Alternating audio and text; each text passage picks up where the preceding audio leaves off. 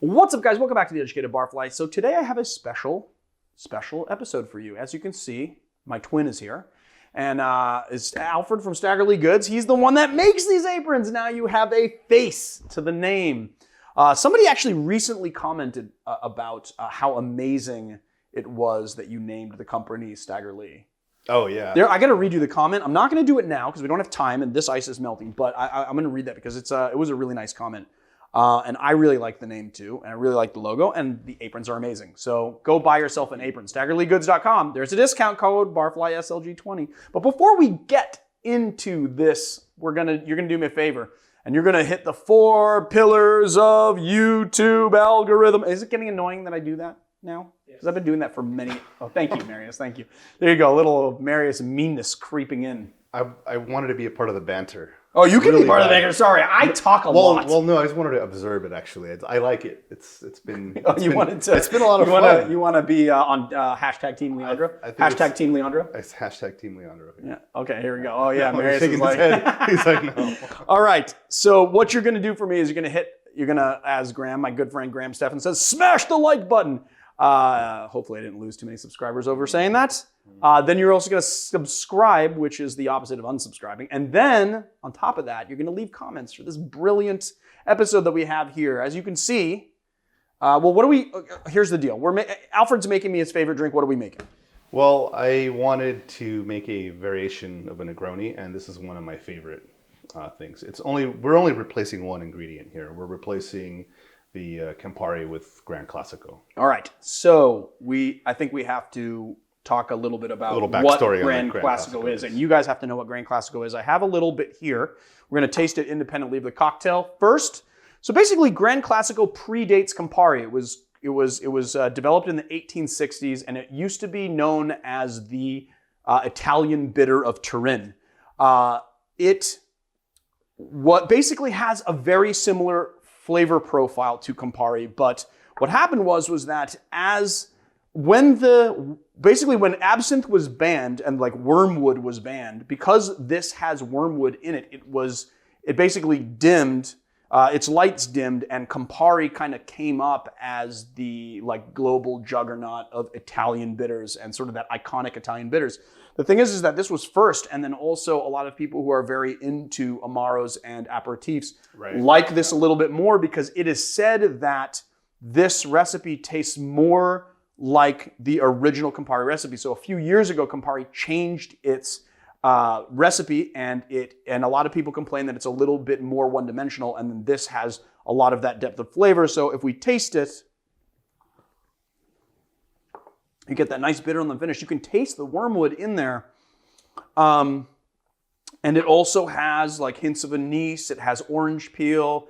It kind of hits that same sort of Campari note but like much more three-dimensional. Yeah, right? From what I get from it is what I like is like it's got like baked orange in a way. Like I don't know, it's got a really nice full flavor to it.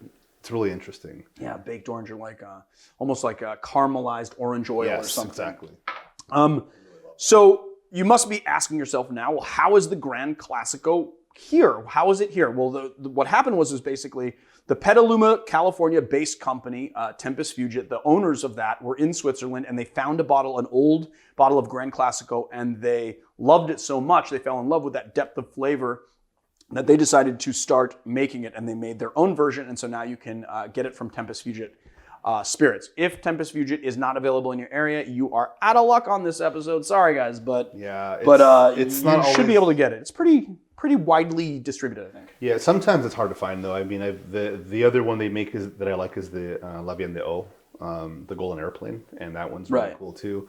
And I rarely find that one like anywhere. It's a hard one to find. Well, it's a little lighter than this one. We use a ton of Tempus Fugit on this channel. I love everything they make, and they make a lot of really great not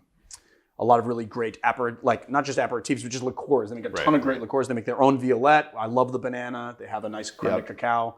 The Gran Classico, which is actually, it's funny. I know that this is around. I've been meaning to taste it. This today is the first time that I've been tasting it. Yeah, that's right. Yeah. Also, this ice is getting mad at us, so I'm going to put this in here, and let's figure out what's your favorite. Let's do it. All right. All right, let's do it. First, you rub your ice. Okay, so you get the saline from your hands onto the ice, Just to give it a little, because saline, right? Really, salt brings out the flavor in. Just a nod to you, actually. Just a nod to me. I was trying to like work it into a reason, and you just threw me under the bus. That's cool, man. Just a nod. That's cool, man. I think you're hashtag Team Marius. Hashtag Team Marius. This Am is I like hashtag Team Marius? Hashtag Team Marius spy. He's liking this. So here we go with a little bit of that. 1 ounce. Is that 1 ounce? 1 ounce. So 1 ounce of Gran Classico. Yeah. I'm a little nervous because I'm not the professional here. That's okay. You're the doing pro. Great. How's he doing, Marius? There 1 ounce? It was a little over, but it's, Well, it's okay. I've been drinking. I don't care if you go a little over. And 1 ounce of... Oh, see? Right on the money. There's, bam, right on the money. There you go. 1 ounce of sweet vermouth. And a little... Give it a little stirry poo. A little stirry poo. See if I get my stir on here. And I'm just going to keep stirring until you tell me... Well, honestly, when you stir... I'm going to teach you how to do this. Just put your spoon all the way down in there. See, and then just twist it. I've always done you were it up like... here doing this. I've always done it upside down. What do you mean upside down? The stir stick upside down. Like this? Yeah. Way I mean, that works. Hey, way that works easier too. for me. Hey, you know what? Always. We learned something new. I've never, ever tried that. Yeah. In the decade that I've been behind the stick, I was a little nervous tried going, I'm going to have to put the spoon in and then No, you can do this. I don't care. Do your thing, man. You do you. You do you. You do you. All right, here you go. Well, here. Is that it? I think that's it. That's it. Cool. That's good. Yeah. Stirred, and now we're going to just pour this into the... Pop that in there. Oh. You got it. It doesn't matter if it goes all the way down there. There you go. So awkward for me to be on camera. There you go. Give a little orange twist. A little orange twist. And you kind of like to rest your orange peel on the I do lots of different things. Yeah, well, I do like... I kind of like that too. Or like that, or like sometimes I'll twist it. I started doing that actually, and I kind of like that a little bit. Rest it on the ice like that? Yeah, then throwing the peel inside. So give it a try. I mean, that looks nice, right? Yeah, looks pretty cool. All right, let's do this. I'm excited because the Gran Classico, I'm a new fan. I gotta tell you.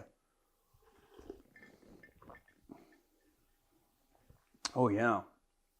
What's really nice is that Gran Classico, the Gran Classico, and the so it's Cocchi Torino has this really very specific kind of savory sweet flavor that the Gran Classico with kind of adds this nice undercurrent of bitters, but the wormwood does such wonders with that. And then the botanicals of the gin play really nice as well. That's what very nicely balanced. That's what I like about the drink. It just kind of, in my opinion, I mean, I don't speak for the Negroni connoisseur, but it really kind of sets that drink to another level. It really does. I got to tell you that what I say a lot on this channel about cocktails and about how you can tell masterful cocktails and masterful bartending is when you can both taste the sum total of all of the ingredients together, but then you can also taste their individual parts, which I'm getting from this cocktail. Yeah. You can taste the Gran Classico, and you know exactly what that is. You can taste the gin, and you can taste the vermouth, the Cocchi. But what's great about it is that you can taste the sum total, but you can also taste all of those separate things. Yeah, it's a great drink. I made it at some parties back in the day. So what do you call it? I call it the goo. The goo? The goo, because there was a bar manager I used to work with, and he was the one that kind of brought Gran Classico onto the scene. Mm-hmm. This was years back, and then he said, "Hey, I want to make a Negroni. Let's make it with."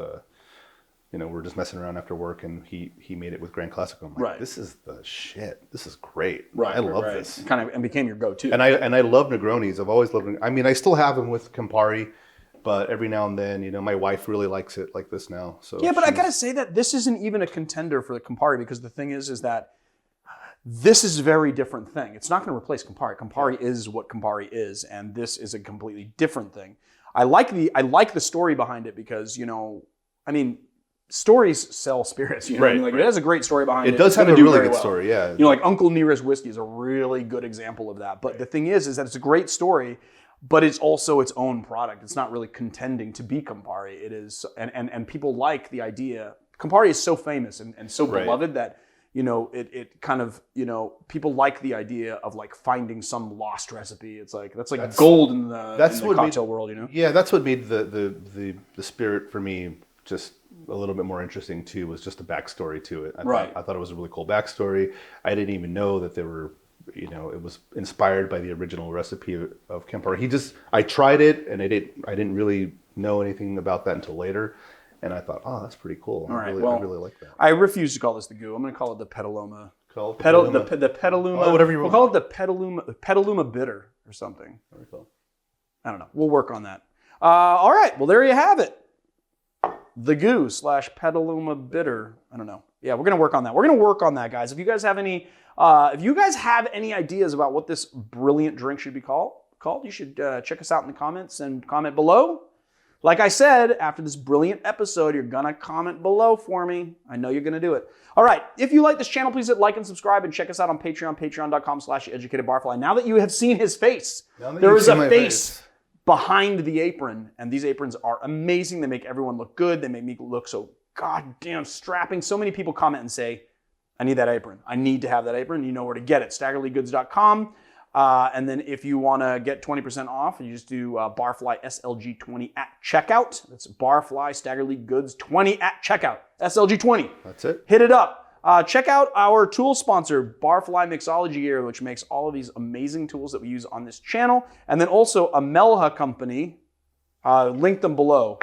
They make this awesome, amazing stirring glass. We really like it a lot. This kind of honeycomb design is, and it's like cut in there. It's really nice. Yeah. That's really cool. I'm gonna have to pick myself one of those. Yeah. And Surfside Sip, because I just saw the Surfside Sip straw for the first time. Grab those, and now that you mention them, we're gonna put it on here. So Surfside Sips does this amazing thing. So Andrew Jordan from Surfside Sips makes the those things are cool. The high impact glass straws that we use. But Ruby Jordan actually makes these awesome carrying cases. So you can take your Surfside Sip, put it in your carrying case, and bring it to the bar. Amazing. So we do have a discount code there as well. It's just Barfly at checkout at surfsidesips.com. Thank you for bringing it up. We just got these today. We actually just had these delivered today, and I'm very happy about it. All right, guys. I'll see you on another time. Watcha!